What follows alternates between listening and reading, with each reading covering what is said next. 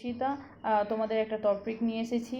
আমি আগে আমার নিজের পরিচয়টা দিয়ে দিই। আমি ইপসিতা, আমি এনভায়রনমেন্টাল সায়েন্স দিয়ে মাস্টার্স পাস করেছি। তোমাদের আজকে পরিবেশের উপর একটা টপিক নিয়ে আলোচনা করব, যেখানে জেনারেল ইস্যুগুলো আলোচনা করব মেনলি, যাতে আমাদের তো সবাই আমরা পরিবেশ সম্বন্ধে জানি, নতুন করে জানার নেই, কিন্তু তাও আমাদের মনে হয় পরিবেশ সম্বন্ধে সবার আগে আমাদের জানা উচিত। তা সেইখান থেকেই আমি একটুখানি তোমাদের এর সাথে আলোচনা করতে যাচ্ছি এই টপিকগুলো নিয়ে, যে পরিবেশ কাকে বলে। বেসিক ধারণার থেকেই আমরা যে ধারণাটা পাই সেটা হচ্ছে যে পরিবেশ হচ্ছে আমাদের চারপাশে যা লিভিং অর্গানিজম আছে, যে অবজেক্ট আছে, সবাই কিন্তু পরিবেশের মধ্যেই পড়ছে। যা আমাদের ঘিরে আছে সবই পরিবেশ, সেটাই কিন্তু এখানে বলেছে।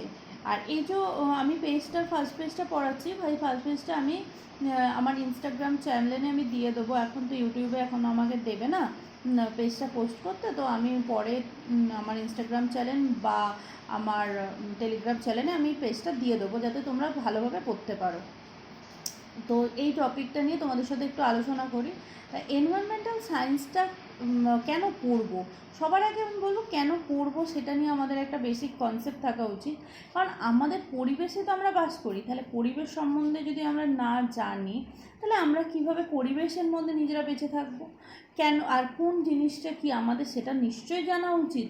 যে আমাদের দুটো ফ্যাক্টর থাকে এনভায়রনমেন্টাল সায়েন্সের, এনভায়রনমেন্টালের মধ্যে পরিবেশের দুটো ফ্যাক্টর নিয়ে আমরা মেনলি আলোচনা করি, একটা হচ্ছে বায়োটিক আর হচ্ছে অ্যাবায়োটিক। তা এই বায়োটিকটা কি, অ্যাবায়োটিকটা কি, এটাও আমাদের কিন্তু জানা খুব দরকার। যেমন physical or non living things like water হতে পারে, এয়ার হতে পারে, সয়েল হতে পারে, অ্যাটমসফিয়ার হতে পারে, এগুলোকে কি বলা হচ্ছে অ্যাবায়োটিক ফ্যাক্টর।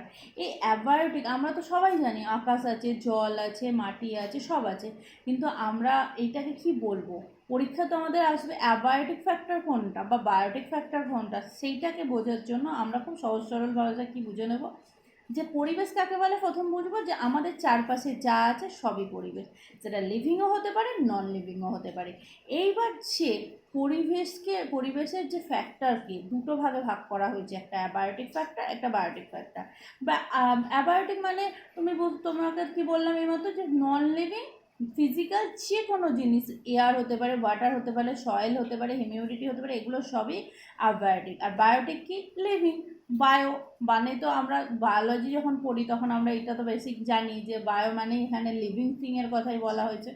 তো এইটা সম্বন্ধে আমি একটা ধারণা দিলাম, আমি এইটা দিয়ে দেবো আমার পেজে, যাতে তোমরা পেয়ে যাও পেজটা সম্বন্ধে।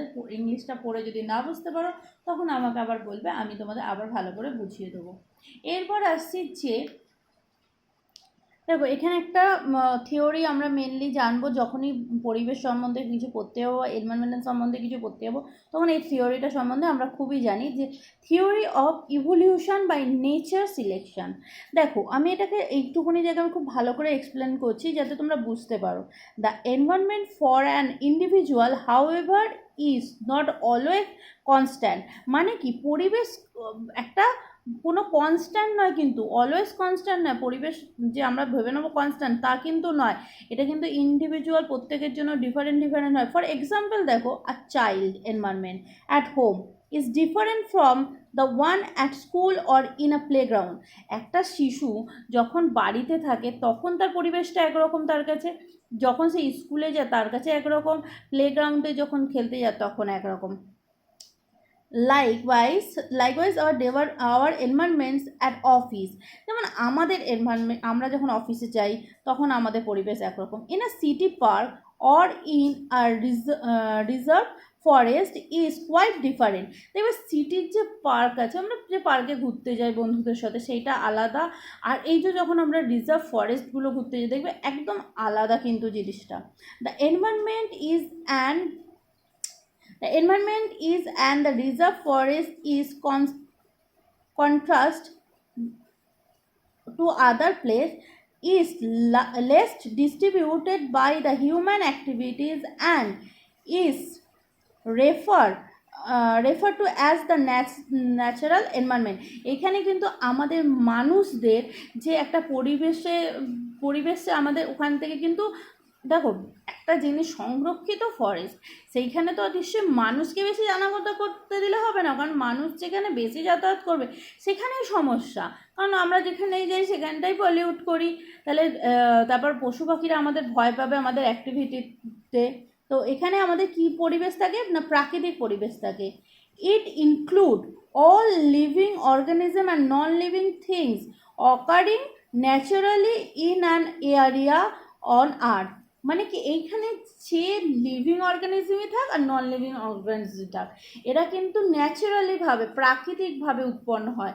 এটার জন্য কোনো রকম কিছু ইনক্লুড করা হয় না বাইরে থেকে, উইদাউট হিউম্যান ইন্টারফেয়ার, যেখানে ইন্টারফেয়ার মানুষ কোনো রকম হস্তক্ষেপ করবে না। The reference to nature in Charles Darwin's the famous theory of evolution by natural selection refer to this natural environment only. এইটা সবচেয়ে ইম্পর্টেন্ট, কিন্তু ডারউইনের famous theory evolution of the natural selection, এটা কিন্তু আমরা ছোটবেলা থেকেই পড়ে আসছি কথাটা।